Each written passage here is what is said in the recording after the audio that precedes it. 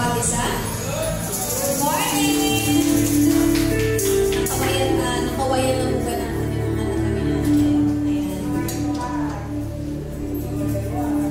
Isang kagalakan po na muli ay tayo magsama-sama na magbigay ng papuri sa ating Diyos na dakilang buhay. Amen?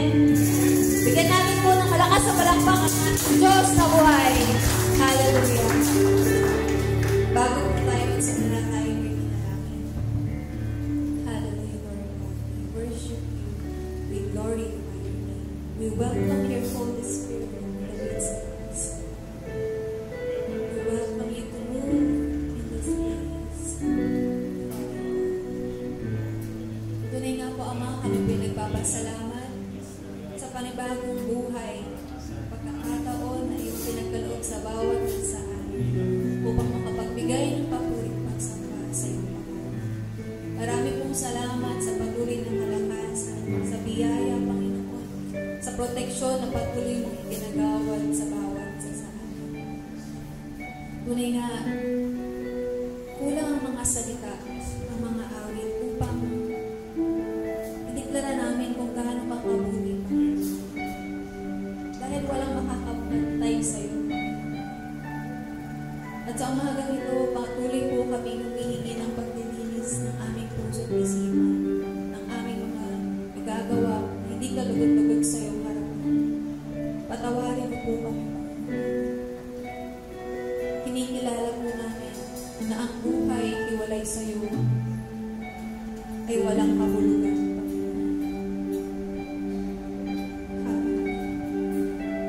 Tuloy na po, Ama, sa umagang ito, ikaw lang aming itataas. Ang atensyon namin ay sa iyo lamang, Panginoon. Dahil karapat-dapat kang bigyan ng mataas na papuri at pagsamba. Hayaan mo kami na gamitin namin ang aming lakas, ang aming tinig sa pagpupuri at pagsamba sa iyong dakilang pangalan. At ngayon pa lamang po ay tinitigalan namin ang katagumpayan ng gawain ito mula sa simula. Sa iyo lang namin ibinabalik ang mataas na papuri, pagsamba, paglalhati ay tanging sa iyong pangalan lamang, sa pangalan ni Jesus. Amen, amen. Hallelujah. Hallelujah. This is the day that the Lord has made, and we will rejoice and be glad in it. Amen. Amen. Hallelujah. Let us celebrate God's goodness.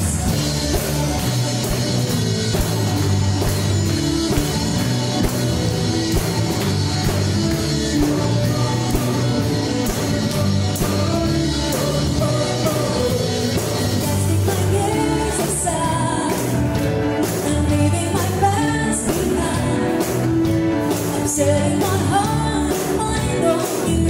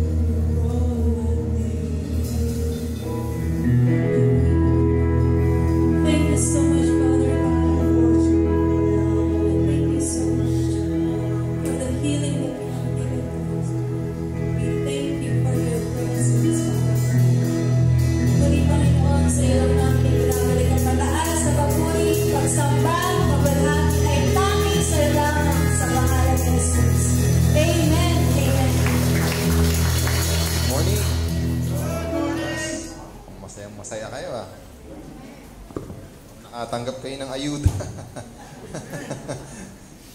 Ayos.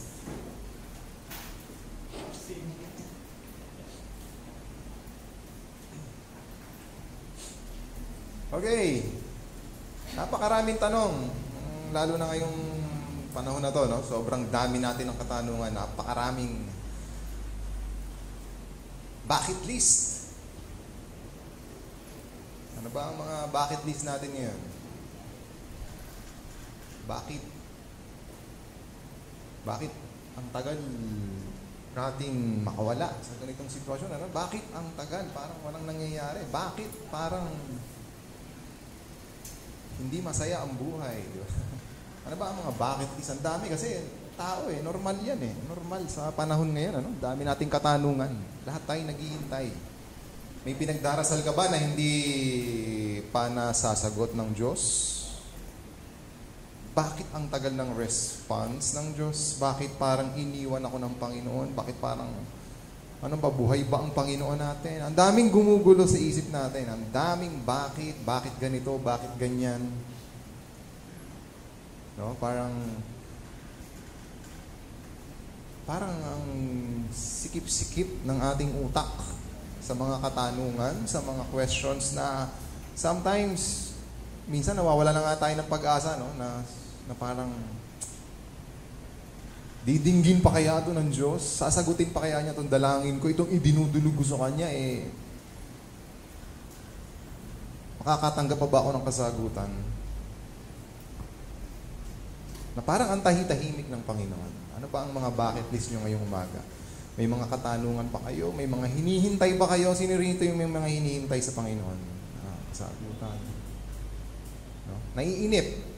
Ang tao normal mainip Naiinip ako, mainipin ako sa pila, tinatamad akong alam niyo yun, ganun ako maghintay. And sometimes, ganun ang tao, mainipin, sa sobrang dami ng tanong, minsan gumagawa tayo ng sarili nating paraan, na hindi natin minsan namamalayan, gumagawa na pala tayo ng sarili nating paraan kung paano magkakaroon ng sagot, kapayapaan. Gumagawa tayo ng artificial happiness para tapalan yung mga katanungan. Tapalan yung mga katanungan. Gumagawa tayo ng artificial answers doon sa mga bucket list natin.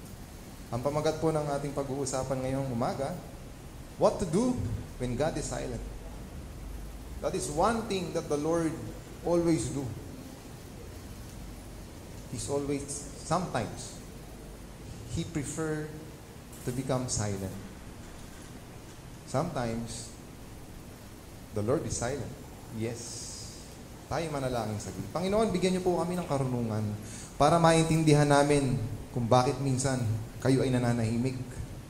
Kung bakit minsan kami ay naghihintay sa mga kasagutan. Kung bakit madalas ang dami naming tanong at madalas din hindi namin nakukuha yung kasagutan. At minsan, madalas or late naming nakukuha. Lord, bakit?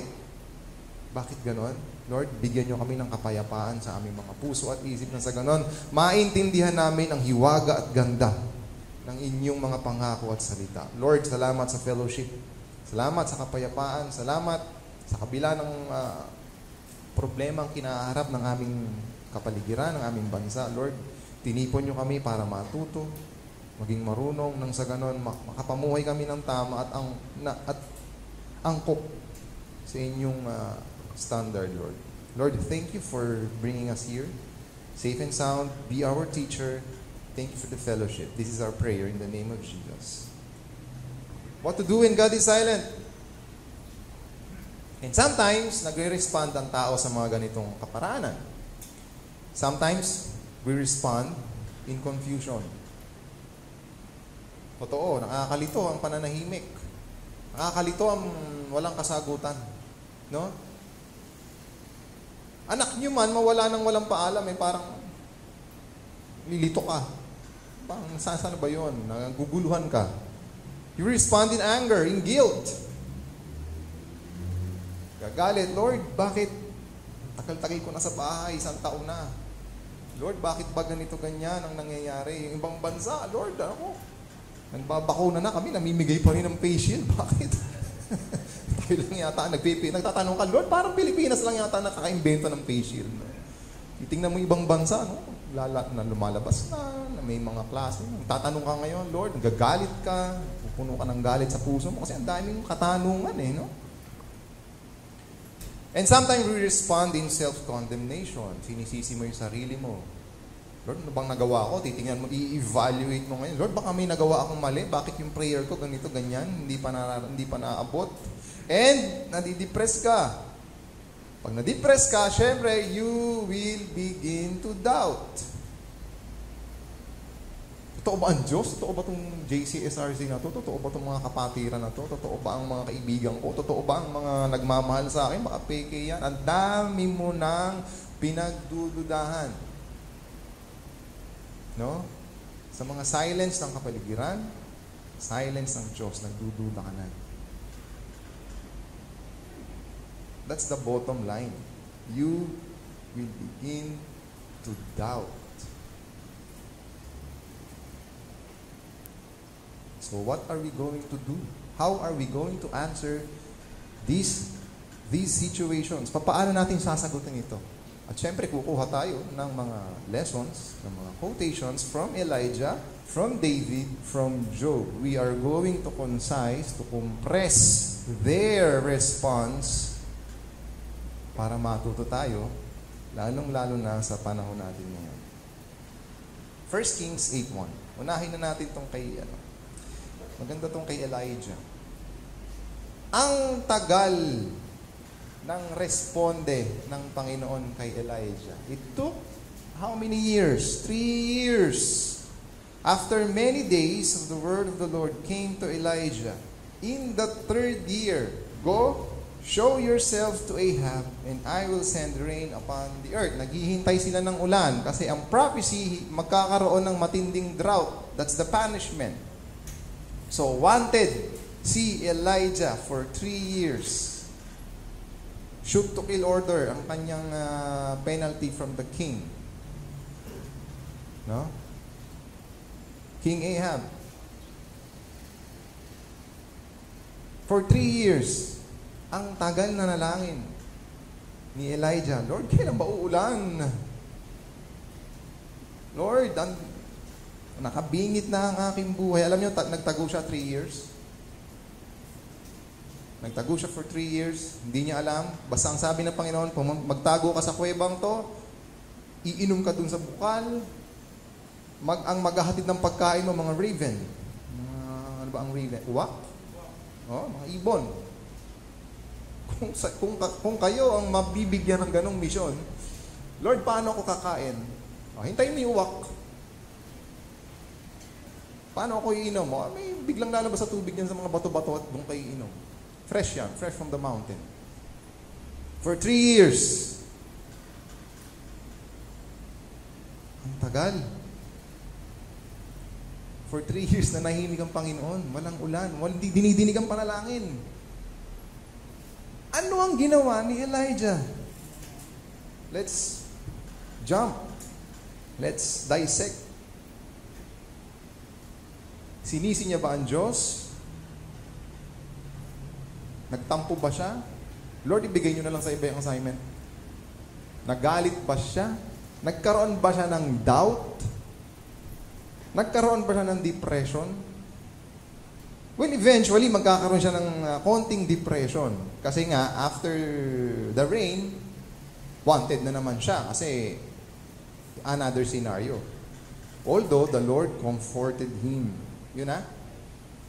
He stood for what is right while waiting for God. See? While waiting, he stood up for what is right. He kept on waiting. Look at the attitude. Elijah versus 950 prophets, including King Ahab. He was willing to stand up for God against 900. Mag-isa lang siya, ha? Si Elijah. Alone. The Lord allowed him to be alone. Manahimik ka muna dyan sa kuweba. Manahimik tayong dalawa. Kay Elijah, mahirap yon.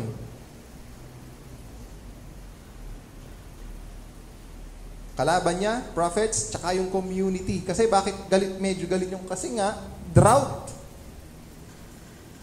So aside from 950 prophets, aside from King Ahab, medyo galit sa kanya yung tao. Kasi nga, siya yung nagdala ng message na magkakaroon ng drought.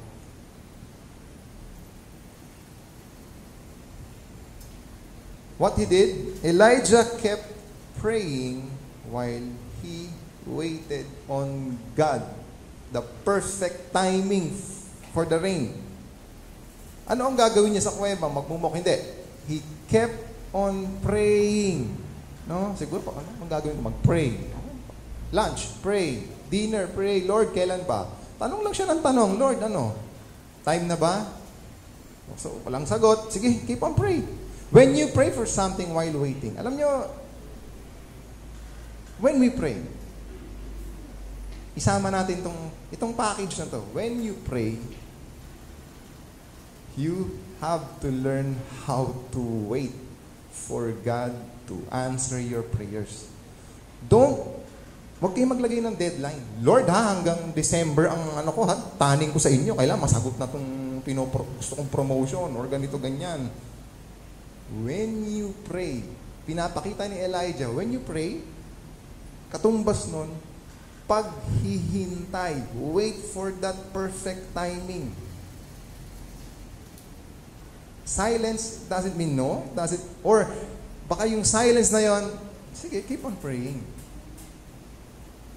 You will receive benefits. What are these benefits? It will include focus, clarity on just who is in control of your life. When you pray, you wait. Pinapakita mo that, Lord, ikaw po ang may control ng sitwasyon. Lord, sa inyo po galing na hindi uulan. So, sa Kanya rin manggagaling yung sagot, yung ulan. Ang hindi lang malinaw kung kailan. So, ang gagawin ni Elijah is to keep on praying, to wait, stand for what is right. Hold on to that promise. When you pray consistently, this can deepen your prayer life and your relationship. Kay Elijah pa lang tayo, ha? Ang tagal naghintay ng ulan. 3 years. So as you pray through waiting on God, you will have opportunity to give these prayers, worries, concerns. Just give it to the Lord. Silence is an opportunity to add more prayers, to add yung lahat ng worries mo, sige pa. Yung concerns mo, sige pa. Over to God and allow Him to carry that burden. Ibig sabihin, kapag hindi ka nagsasawang manalangin, hindi ka nagsasawang pakinggan yung katahimikan ng Diyos, you are allowing Him to carry that burden. Parang, Lord, sa inyo po ito, Lord, ganito, ganyan. And sometimes, ang tao sa sobrang init, gumagawa ng sarili niyang, alam niyo yun, parang pantapal. No? That silence is an opportunity to give your worries, your concern, over to God. So Elijah, for 3 years, kept on waiting. In Psalms 13:1-6, David, 4 times, hindi alam ni David kung kailan niya matatanggap yung kasagutan. Ano ang pinakita ni David dito? First, how long, Lord, will you forget me forever? Ang tumanim sa isip ni David, Lord, kinalimutan mo na ba ako? How long will you hide your face from me? How long am I to feel anxious in my soul? Gaano katagal akong mababalisa? Gaano katagal akong mag-iisip? Gaano katagal akong maguguluhan at hindi ko maaaninag ang mukha ninyo? With grief in my heart all day, lahat ng pighati ko. Buong maghapon. Siguro may kinoconsult si David. Pagod na po ako maging king. Ano ba? Ang dami palang problema. How long will my enemy be exalted over me? Alam niyo ang pananahimik ng Diyos. Ang tingin ng kaaway, yung pinakita ni David ang tingin ng kaaway kapag nananahimik ang Diyos, because only God is, siya lang ang all-knowing. The devil is not all-knowing. Brothers and sisters, remember this. The devil is not all-knowing. He's not powerful like God. That's why, sabi niya, how long will my enemy be exalted over me? So, pag nanahimik ang Diyos, at sa tingin walang responde, so ang tao, siguro ang tinitingnan ng kaaway, yung action ng tao sa paghihintay. So, sa parang sasabihin, naiinip to. Ibig sabihin, hindi pa dinidinig ang panalangin ito. Nalalaman ngayon ng kaaway yung based on our actions. So, ang nasa isip ni David, how long will my enemy be exalted? Nagdiriwang na yung kaaway ko. Nagpipiesta na sila at alam nilang, hindi naman pala totoo yung ni David. Hindi ka dinidinig. How long? Consider and answer me, please, O Lord. Please enlighten my eyes, or I will sleep the sleep of death. My enemies say, I have overcome him. My adversaries will rejoice when I am shaken. Natutuwa ang kaaway kapag nananahimik ang Panginoon. Kasi nga, hindi siya all-knowing. Hindi niya alam yung nangyayari. That's why, like Elijah, gawin mo pa rin kung ano ang mabuti. Gawin mo pa rin kung ano ang tama. Hayaan mo lang na magdiwang yung mga kung sino man ang natutuwa sa iyong paghihintay, sa iyong mga katanungan. What David did. Verse 5 and 6. But I have trusted you in your faithfulness. My heart shall rejoice in your salvation. I will sing to the Lord because He has looked after me. What I will do is to trust in your faithfulness. Hindi ko man makita ang iyong mukha, hindi ko man maaninag ang inyong kadakilaan, hindi ko man matanggap tong sagot na to, but I will trust in your faithfulness. I will sing to the Lord because I know He has looked after me. Nakatitig siya sa akin. Nakatingin siya sa akin. Kahit siya ay nananahimik, nakatingin siya sa akin.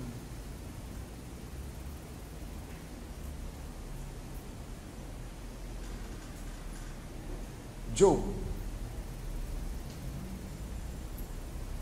Look at this prayer. I cried to you, but you do not answer me. Iyak nang iyak si Job. Bakit? Nawala lahat sa kanya. Possessions, mahal sa buhay, kaibigan, nagkasakit. I cry to you, but you do not answer me, Lord. Ano ba? I stand, but you take no notice. You have turned into my tormentor, and with strong hand you attack me. You raise me up, drive me before the wind. I am tossed about by the tempest. Lahat na lang naranasan ko. Lahat ng pagsubok. Sakit, kamatayan, physically, emotionally. Iniwan siya ng kanyang asawa, mahal sa buhay. Habang siya'y nagluluksa, nagkasakit. The big question from Elijah, David, Job, the question, when God is silent, what do you do?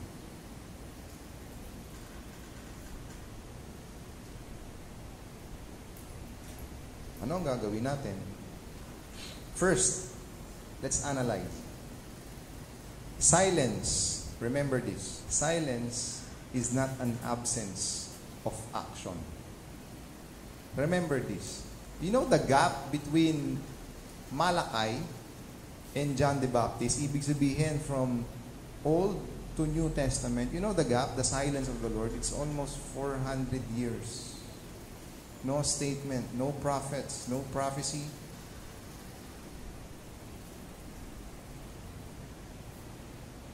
Meron lang silang clue from Isaiah. Meron lang silang iniwan na meron lang iniwan na parang guide. Oh, ito, I will give something to you. Why? Bakit quiet? Remember this. God was quiet, but preparing the world to receive the perfect solution. In Galatians 4:4, Christ. The perfect remedy. And sometimes the Lord is silent, nananahimik siya dahil inihahanda eh. Kay Elijah, inihahanda yung pagtanggap sa ulan, inihahanda yung mga tao sa sobrang, kasi parang, sige, abutin nyo yung sukdulan ng kasamaan, abutin nyo. Titingnan natin kung sino ang, alam nyo yun, parang, test, sala, ano ba? Sinasala, no? Kay David, no time frame. How long will you hide your face? How long?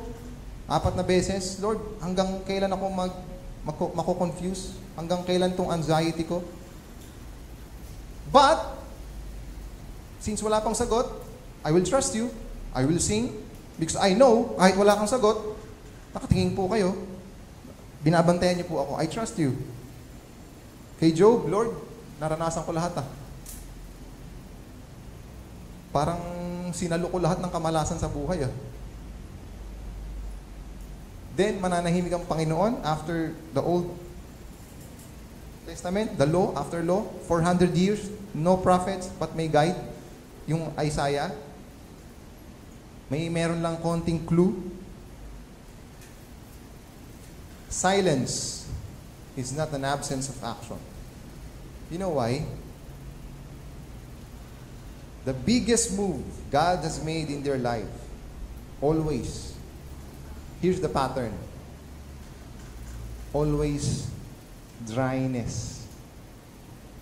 No? Laging ang responde ng Panginoon, ang lagi niyang tugon minsan, kung kailan ka, alam niyo yun, yung drought, yung dryness, yung tipong, what's the story dun sa Old Testament? Minsan kalansay, mga buto-buto na. Binigyan pa rin ng buhay. Kung minsan, kung kailan nakikita ng Panginoon na sobrang nakikita niya na kung sino talaga yung mga nagmamaktol doon sa sa Promised Land, doon siya sasagot. Sino yung mga nagrereklamong gutom? Sino yung nagrereklamo na, sino yung nananahimik, naghihintay, doon niya ipakikita yung kanyang kapangyarihan. Sometimes, ganun eh. Therefore, stay very close to God. Like Elijah, David, Job. Do what is right. Keep on praying. Keep on asking. If you have burdens, just throw it to Him. Give it to Him. May mga katanungan ka ba ngayon? Maybe it's still the time of, Lord, sa inyo po ito, kayo po ang bahala, hindi ko kaya to, Lord. Just keep on praying. And we don't know what's the answer kung kailan darating yung ulan, perfect timing. We don't know God's timing. All we have to do as human beings is to, as Christians, to wait through prayer, faithfulness. Kasi hindi natin alam yung naghihintay na pagpapala para sa atin. Pag nakita ng Diyos, you are capable, like Job. He was able to what? To receive not just 100 times, no? Minultiply times 200%. He surpassed that test. And why? Tingnan natin mamaya, medyo yung story ni Job. Katulad ng isang proverb, the darkest hour is just before the dawn. When you are at your lowest point, when all seems lost, all hope seems to be gone. Yun yung tingin ng tao Katulad ni David, no? Hindi ko makita yung mukha ng Diyos. Ang labo ng buhay ko, ang dilim. Masyadong blurred. Lord, sa inyo po ito, have hope in God because things can only get better from there on. Lagi namang ganun Bago magbukang liwayway, hubod muna ng dilim. Lagi namang ganun Sa kabila, ng sunrise, always may darkness. But still, the sun keep on rising. Silence is not an absence of action. Times of silence could be scary, probably, requires more faith, yes. But Elijah did not disobey God, he obeyed him by faith. He keep on praying. Si David, sabi niya, how long, O Lord? How many times? 4 times. How long? Gaano katagal, Lord, kayo magtatago sa akin? Gaano katagal ako maghihintay? I don't know. But, dito kay David, pinakita lang na we could ask the Lord Pwede mo naman tanongin Sila nga tinanong Yes, you can. Lord, yung pinagdadasal ko sa inyong promotion. Pero, hindi, maniniwala pa rin ako, Lord. I know. Kung talagang will mo, it will happen. Lord, mga kaahon pa kaya itong business namin. Just keep on praying. Don't jump to answer. Don't create your own answers. Keep on praying. Keep on bringing your burden to the Lord.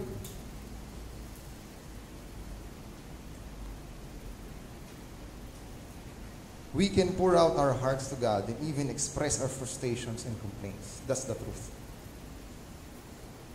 We can ask the Lord. We can, alam niyo, kayang-kaya na, pwedeng-pwede Pwede tayong magtanong. Si David nagtanong, Lord, how long? Si Job, Lord, hindi niyo pa ako sinasagot. Punong-puno na ako ng problema. Kasakit na ako. Lord, mamamatay ba ako? Mabubuhay pa ba?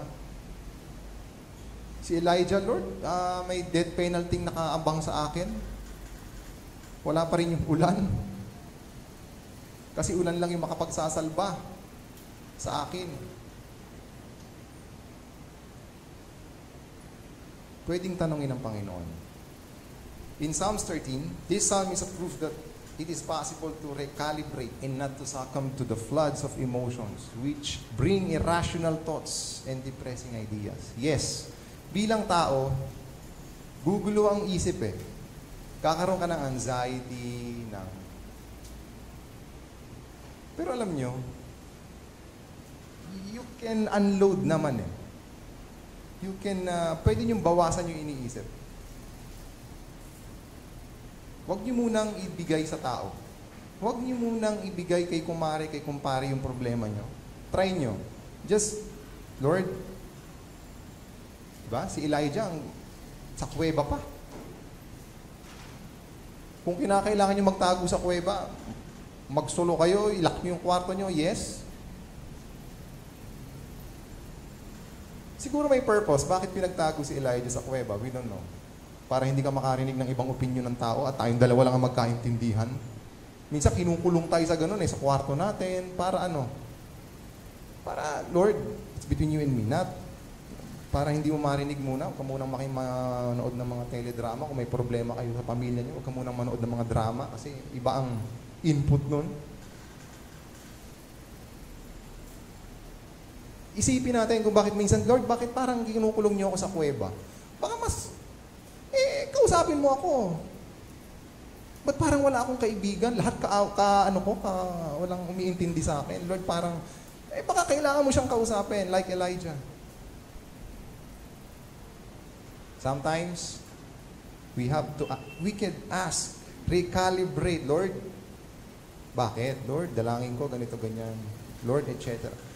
Ang maganda sa Panginoon kahit ano pwede mong ibigay. Kasi ang tao, may limitation din Iba naman itong kaibigan natin, puro problema. Minsan, darating na sa point yung kaibigan mo, di ba? Na parang magsasawa na rin kasi punong-puno na rin siya. Kaya minsan, mas maganda, Lord, let's talk to the Lord. Always remember, prayer is equal to waiting. Laging kasama yon. David learned, likewise, praying, waiting, part of growing. That's part of growing, brothers and sisters. No? Halimbawa sa isang relasyon, kapag medyo bago pa lang kayo, di ba? Parang kunyari na paghintay mo siya ng 10 minutes, 5 minutes, parang gagalit ka. Pero pag mag-asawa na kayo, medyo intimate na yung relationship nyo, kahit na Pag naligo yung asawa mo, 2 hours, di ba? Nahihintay mo na, natatanggap mo na eh. Part na ng growing kasi eh. Parang natanggap mo na. Nag-adjust ka na rin. Di ba? Na parang ang bill nyo sa tubig, sobrang tagal niya na, iniisip mo na, ano kano kayang bill namin sa tubig. Pero pag bago pa lang kayo, kumbaga hindi pa ganun ka-intimate yung di ba? Parang minsan nagagalit tayo pag late. Well, nakakainis naman talaga maghintay, no? But, part of growing. Meaning, you're growing with the Lord, ha? Kumbaga, Lord, hanggang kailan ako maghihintay? I don't know. Hanggang kailan kaming ganito, Lord? We don't know. But basta ang alam ko, nakatingin ka sa amin, hindi mo kami pababayaan. Hindi ako pwedeng magkamali. Hindi ako pwedeng ganito, ganyan. Lord, teach me how to wait. Like David, like Elijah, like Job. Mismong sila nagtanong eh. Pero dumating ba sila sa point ng doubt? Dumating ba sila sa point ng anger? We could ask the Lord like them. Part of growing. Bakit sila nakapagtanong ng ganon? Ang tanong, bakit sila ganon makipag-usap sa Diyos? Na Lord, hindi ko po makita ang mukha ninyo, hindi ko mahaninag, walang linaw, pero ito pa rin, kakanta pa rin ako sa inyo, magpupuri, sabi ni David. Hahayaan ko lang na magdiwang yung kaaway ko. Ang isip nila na, talo na ako, shaken ako, di ba sabi ni David, okay lang eh. Basta I will not change my mind, I will still put my faith in you, I will still trust you, I will still sing song, I will still worship. Part of growing. Why? Bakit ganun sila mag-isip? Look at this verse from New Testament. And sometimes, ito nami-misinterpret ng marami. Let's read in James. Sometimes, yung silence na yon, it gives us the chance to process with the Lord. To process, para samahan sa proseso. Sinasamahan tayo sa proseso ng Panginoon. Di ba? Consider it all joy, my brothers and sisters, when you encounter various trials, knowing that the testing of your faith produces endurance. No? Hindi na babaliwala yan eh, yung test, like Job, Elijah. May test silang pinagdadaanan. Ano daw ang pinoproduce ng trials? Endurance. Pag pinalakas mo ang katawan mo, for example, you're into sports, pag pinalakas mo, may endure mo yung mga hardships eh, mga training, mga diet, etc., etc. Ang dahil mong i-endure. Nagpo-produce ng endurance yung trials. Minsan nagli-lift ka ng weights, nag-i-endure ng, kumbaga may nadi-develop sa'yo. May nadi-develop na minsan di natin napapansin, no? Na tumitibay na pala yung immune system mo, hindi mo alam napapansin. Di ba? May sipon na pala lahat ng kapitbahay mo, pataka ka parang kung walang ano. Kasi nga may napoproduce eh. Ang akala lang natin, nakatingin tayo sa trials lagi. But naka-design tayo bilang tao to endure that trials. Kasi, sabi balik tayo dun sa kanina, consider it all joy. May matuwa kayo. Bakit kung may trials? I-convert nyo yung trials nyo sa joy. Consider it all joy, my brothers, my sisters. If you encounter trials, that's good. That's good for you as a person. That's good for your spiritual health. You're in trials, yes. Huwag kang magalit sa Diyos na may trials. Huwag kang magmukmok. Pwede ka naman magtanong, Lord, bakit may trials? Pero magtitiwala pa rin ako. Look at the pattern that Elijah, David, Job did. Yung pattern nilang tatlo, ha? Encounter various trials, knowing that the testing of your faith produces endurance. And let endurance. Look at the process. Look at the evolution. The metamorphosis of that trial. From trial, it will result to endurance. Magkakaroon pa yun ng perfect result so that you may be perfect and complete, lacking in nothing. Now, darating sa point na magtatanong ka, sige, kasi ibig sabihin, darating ka sa point na minsan, you will ask the Lord, yes. Okay lang na magtanong sa Panginoon, hindi man pinagbabawal ang Bible yun. Minsan, magkakaroon ka ng alinlangan, yes, because we are human beings. Magkakaroon ka ng doubt, darating ka ron, magtatanong ka, ano ba? Lord, ang dilim-dilim, wala akong kaliwanagang nakikita sa buhay ko ngayon. Ano ang kasunod nitong verse na to? Hindi ito pang academics or what? Hindi ito pag mahina yung anak mo sa mathematics, itong sasabihin mo, oh, mahina sa English. Anak, basahin mo tong James, ganito, ganyan, ha? Para rumunong ka. Hindi. Kakaiba tong ibibigay ng Panginoon. But if any of you lacks wisdom, biglang pinasok yung wisdom, from endurance of trials, biglang ipapasok yung karunungan. Siguro kinulong si Elijah para matuto. Siguro hindi nagpaparamdam si Yahweh kay David para lumabas pa yung talino niya. Siguro kaya hindi sinasagot yung mga tanong ni Job on that time kasi hindi pa complete yung metamorphosis. Hindi pa complete yung evolution ni Job as a Christian, as a person. Just hold on. The perfect timing will come. Kasi yung inaasa mong 100% blessing, hindi naman naintindihan ni Job na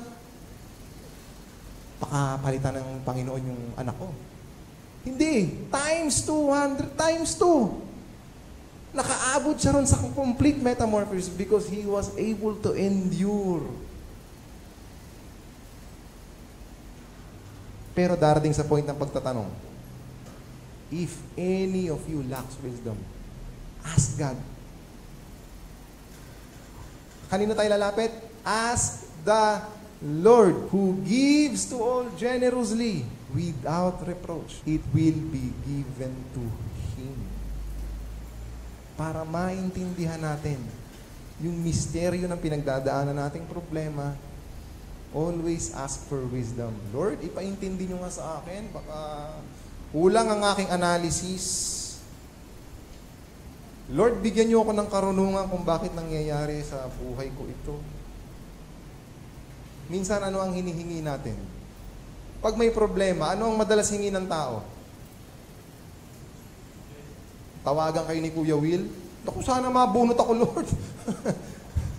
Naku, nakatutok to win, no? Tutok na tutok ka to win. But you forget to focus. Sabi, ask for wisdom. Hindi ko naman pinagbabawalan magsasali kayo sa ganon. It's your free will. But minsan, saan tayo nakatutok? Are we asking for wisdom? Para masurpass yung trial? Sabi ni James, consider it joy. If you have trials, why? It will produce endurance. You will be... Para yung endurance, it will bring you to perfection. Ngayon, manghihina ka, darating ka sa point, balik ka. Ask God for wisdom.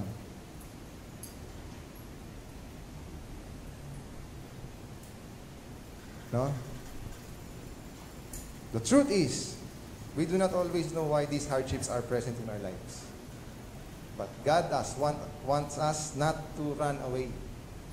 No, but to draw closer. In-isolate si Elijah, hindi para ilayo, hindi para itaboy. No. Gusto ng Panginoon, tayong dalawa maghintay tayo ng 3 years. Tingnan natin yung mga tao doon. Nakita ng Panginoon, hintay si David, Kahit di ako sumasagot, nagpupuri. Si Job, tad-tad ng galis, patay lahat ng kamag-anak, walang asawa.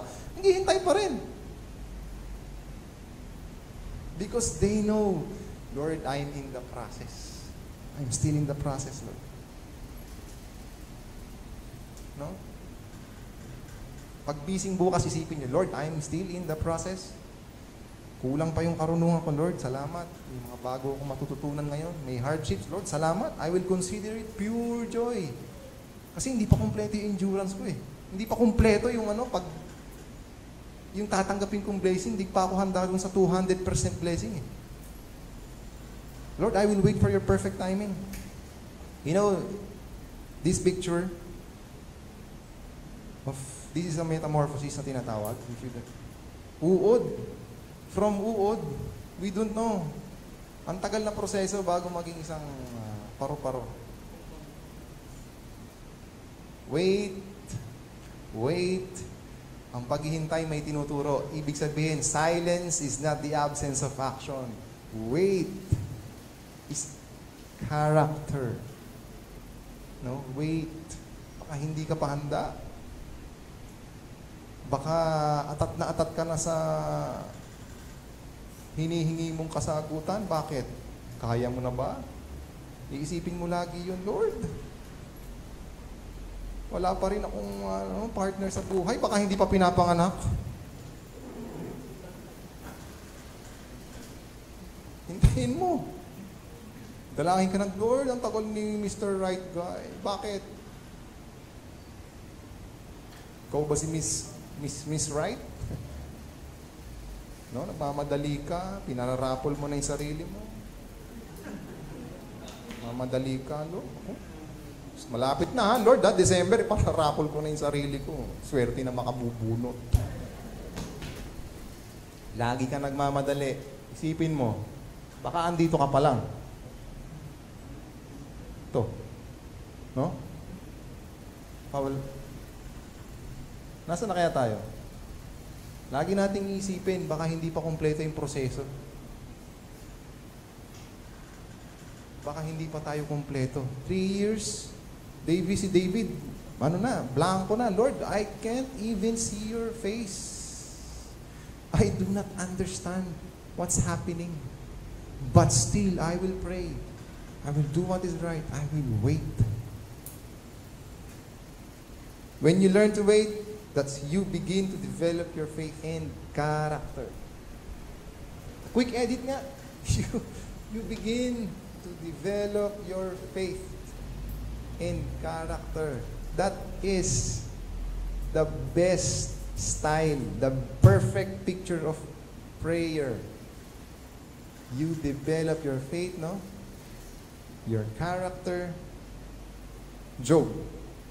Sabi ni Job, I cry to you, but you do not answer. I stand, but you take notice. You have turned into my tormentor, and with your strong hand, you attack me. Lord, ramdam na ramdam ko yung hagupit ng palo mo. Ramdam na ramdam ko tong problema to. Physically, emotionally, mentally. Pero pansin niyo si Job, hindi nag-mental breakdown. Hindi siya napraning, hindi siya na paranoid. Nasa katinuan siya ang pag-iisip. Bakit? Bakit kaya? Sabi niya, you raise me up, drive me before the wind, I am tossed about by the tempest. As we grow closer to God, we find ourselves in seemingly more comprising position with Him. No? When you cannot hear God, remember this, recognize that silence can be intimate. Intimate, close.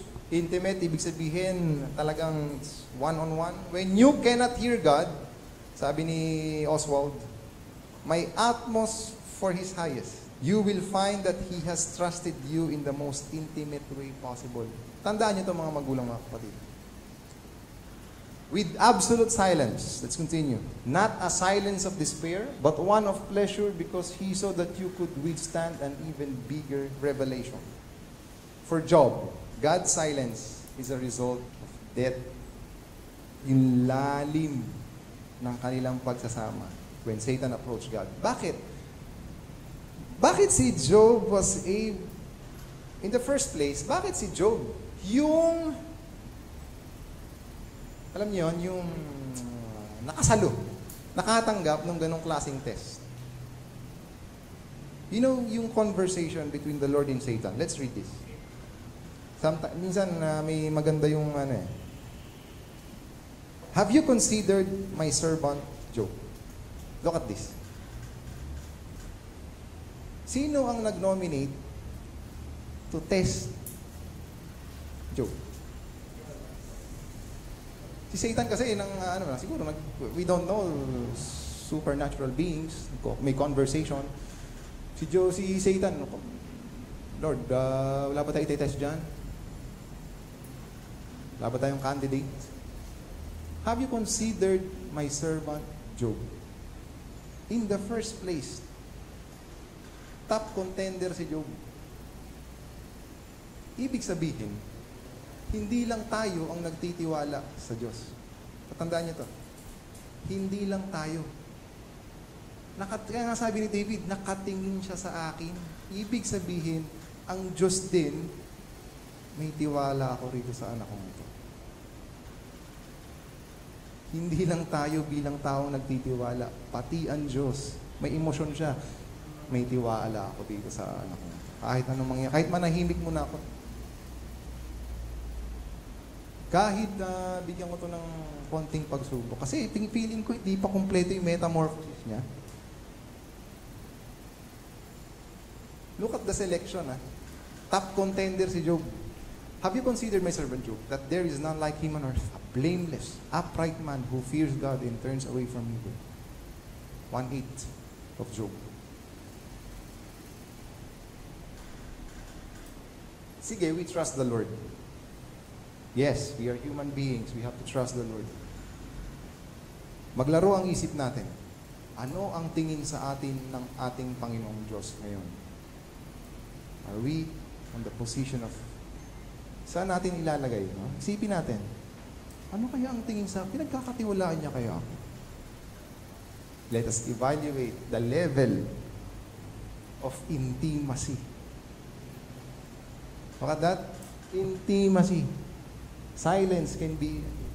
Yung silence ng Panginoon kay Job, very intimate. Hinayaan niya lang na... Hinayaan niya. Nasaktan si Job. Physically, emotionally. No? Lahat ng binato. Kaya naman... Hindi ka rin maitakwil, sabi ni Satan, di ba, sa conversation. Kaya naman hindi ka maitakwil niyan kasi hindi mo kinakanti siya physically. Kasi sinaktan na yung emotion niya. Inalis yung kanyang possessions, ninakawan, pinatay ang kanyang mga mahal sa buhay, iniwan siya ng asawa. Kaya lang naman hindi ka iniiwan niya kasi hindi mo kinakanti yung kanyang katawan. O sige, ano ba ang gusto mo? O round 2. No? Kahit talukap ng mata, ginalis. Hindi mo pa isusumpa yan. Sabi ng asawa niya, sumpa mo na yung Diyos mo. Ano ka ba? Ang tatanggapin mo lang ba? Sabi, God chose Job because He trusted Him. He knew na maaabot ni Job yung complete metamorphosis kapag na-i-endure mo to, Job. Kayang-kaya mo to. Maaabot mo yung 200% blessing. Why? Because I trust you. You could endure that.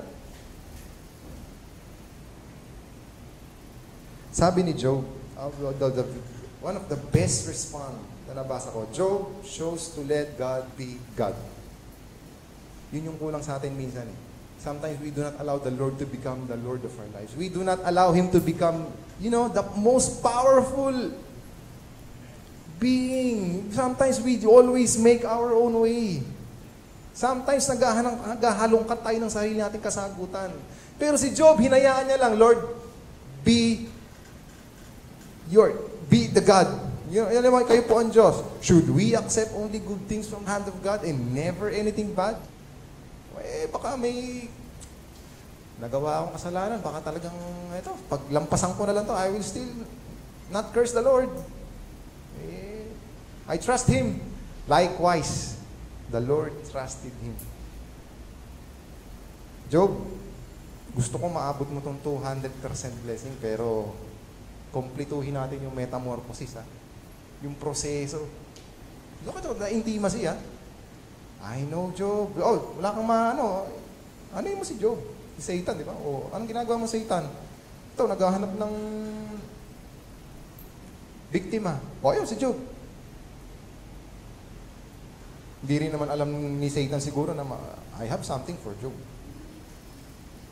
I have something for him. Job knows how to wait, how to pray, how to endure sufferings. Yung endurance na yun nag-produce ng perfection. Dumating sa point, Lord, nagtanong din siya Lord, bakit? Pero sa pananahimik niyo, I'll still be intimate. Baka I need to learn something. C.S. Lewis, I know the Lord, why you utter no answer. You are yourself the answer. I know. Bakit wala kang sagot, Panginoon? Because you are the answer. You are the perfect answer. You yourself the answer before your face questions die away. What other answer would suffice? Minsan, anong sagot ba ang kailangan natin? He is the answer. Sa lahat ng tanong nyo, sa lahat ng tanong natin bilang tao, the perfect answer is always the Lord. Let God be God. Sabi ni Job, siya ang Diyos. Si David, Lord, how long? Lord, how long? Lord, how long kung hindi makikita ang mukha ninyo? But still, I will praise you. Still the Lord. You know everything. You know the perfect time. Si Elijah, Lord, may death penalty ako nakaabang. Shoot to kill order ako from King Ahab. I don't know what will happen. Kinulong niyo po ako sa kuweba. Thank you. Nakakapag-isip ako ng tama. Lord, thank you. Yung isolation na minsan tinuturing natin, kinukulong tayo or hindi wala tayong minsan, evolution, intimacy. Doon tayo dinadala. We have to be willing to enter into that silence on our own, brothers and sisters. We have to be willing to enter into the silence on our own. Enjoy that silence. And meet God there in sincere prayer. It may not come overnight. It may not mean we still won't struggle with our own sufferings and difficulties in life. But if we keep asking for God's presence in the silence, we begin to see that He is really there, that He always was. Ang totoo, minsan, ang akala natin nananahimik ka, pero hindi eh. Kasulad ng sinabi ni David, He's with me. Nakatingin siya sa akin. Bantay sarado ka ng Panginoon. Hindi yun absence, yung silence. It's not an absence.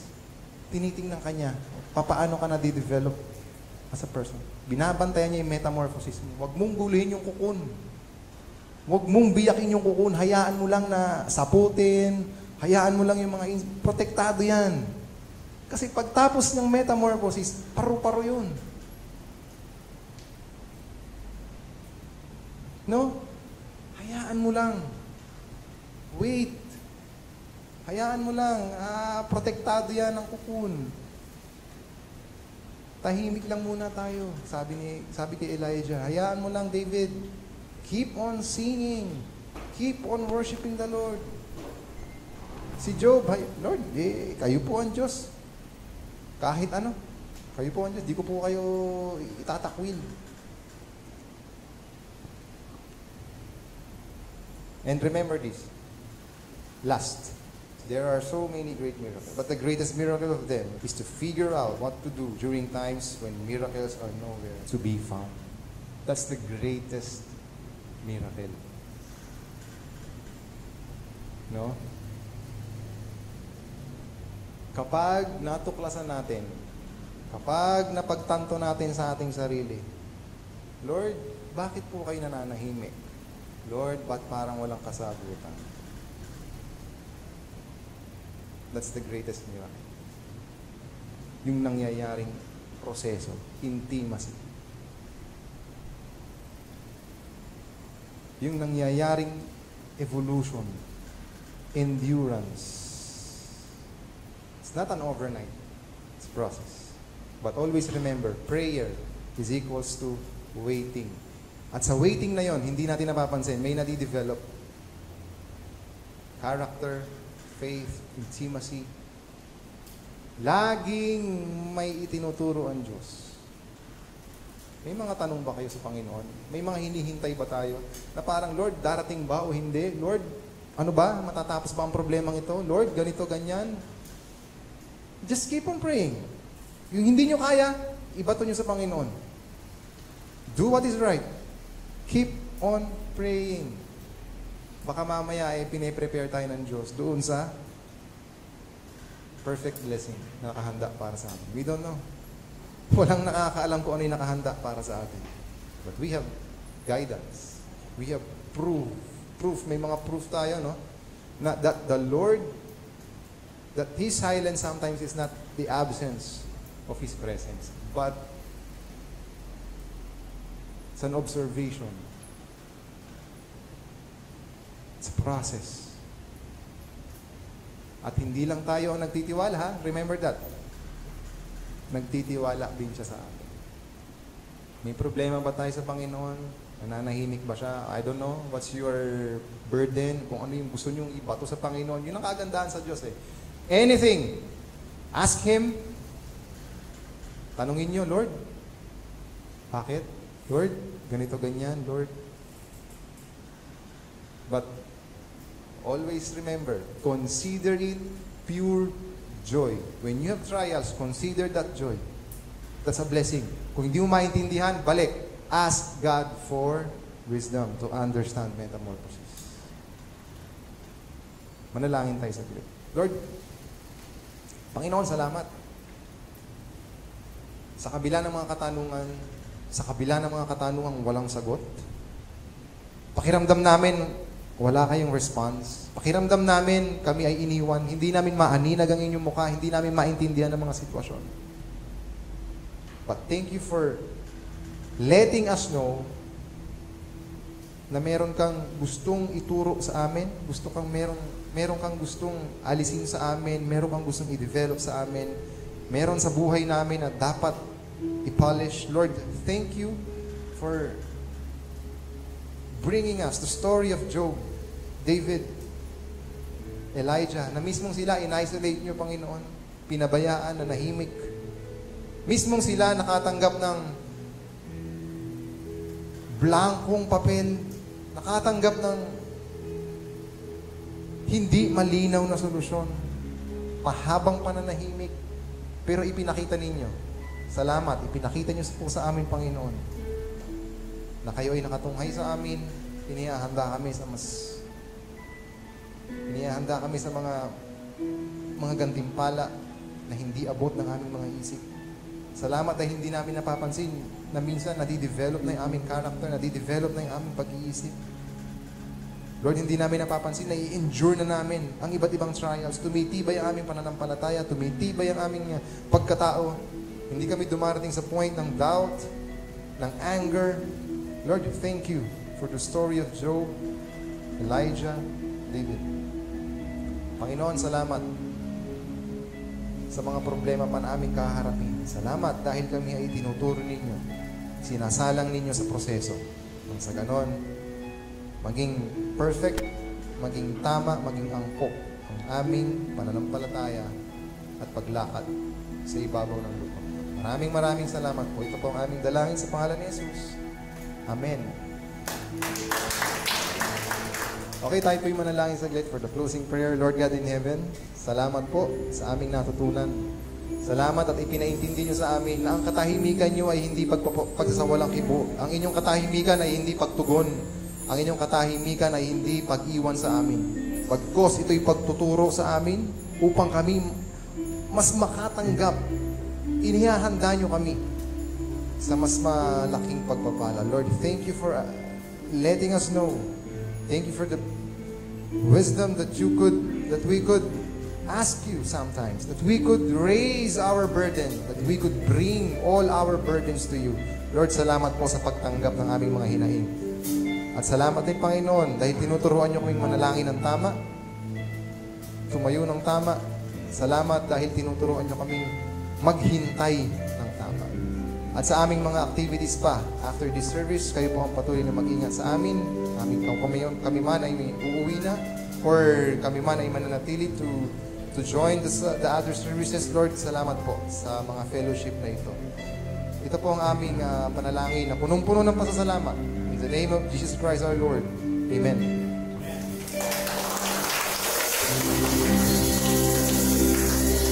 Once again, let us continue to share that with God.